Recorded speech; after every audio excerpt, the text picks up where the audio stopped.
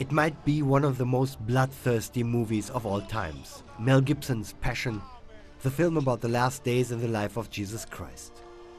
Even before it was shown in theaters, it was criticized as being Christian fundamentalistic, obsessed with violence, anti-Semitic in its portrayal of Jews.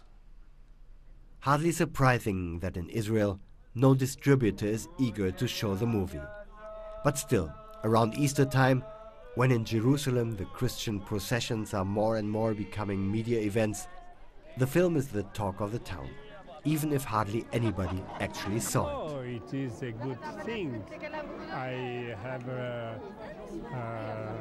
heard that also the Vatican told that it is reality almost.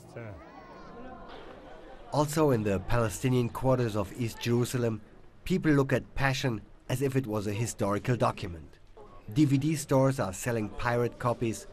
In the midst of the Middle East conflict, where the Intifada has been heating up the region for years, the film is a big hit. We have already sold more than 500 copies, says DVD salesman Hannah Khoury. Just the fact that the film has been forbidden in Israel makes the people come and buy it. And it shows who really killed Christ, the Jews, the priest Caiaphas and the Jews.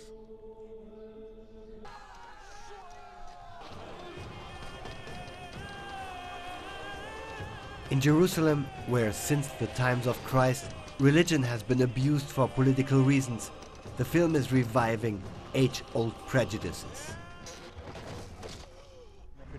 In the mind of the Arabs, there's no doubt, said this German priest, the Jews were guilty for Christ's death. The Romans were only bystanders.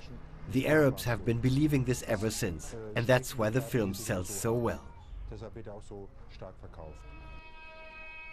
Always in the limelight, Palestinian President Arafat is only too eager to jump on the bandwagon. He calls the film moving and historical, and had one of his spokesmen proclaim that the Palestinians of today are suffering the same fate as Jesus on the cross. In Tel Aviv, light years apart from the religious conflicts of Jerusalem, even Uri Avneri, an Israeli peace activist and close friend of Arafat, thinks this time he went too far. When Avneri read about Arafat's reaction to the film, he wrote him a sharp, open letter.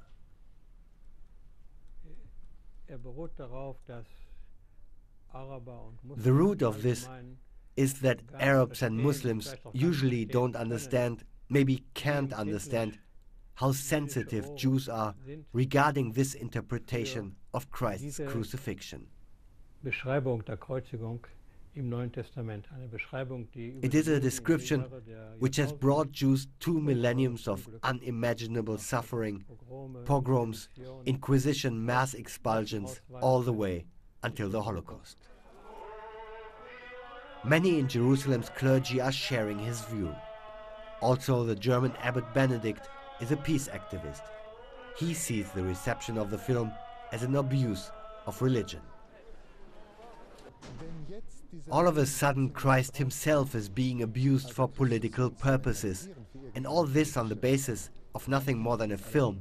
This is more than questionable. Nobody has the right to do this. The thing is that Arafat wanted to impress a delegation of Christians visiting his headquarters. Maybe he was even trying to get sympathy for the Palestinian cause in their Christian countries. He certainly was not even aware of the fact that what he was saying had a terrible resonance for millions of Jews. Arafat's political maneuver failed badly.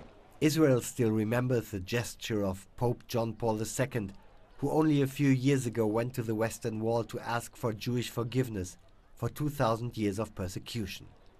But the Palestinians stubbornly claim that they are suffering under the Jews just like Christ did. Absolutely, says parliamentarian Abu Hashem Sgayar, our Christian and Muslim believers cannot even visit their holy places. If I compare their suffering to the suffering of Christ, am I really abusing religion? And the people think like it's government. The Jews, like barbarians, tortured Jesus with chains, says DVD salesman Zakaria Mishki, and now they torture and fight us with their tanks. That's the way it is. We are suffering just like Jesus did.